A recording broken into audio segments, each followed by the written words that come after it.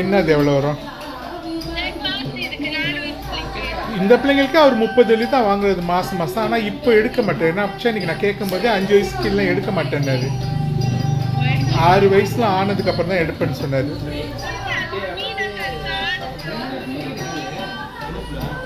சரி சரி நில்லு.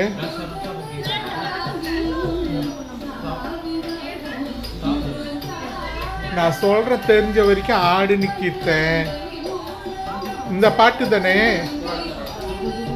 அதில் வர சொல்லுக்கு என்னென்ன அபிநயம் பிடிக்குமோ அதை மட்டும் பிடி.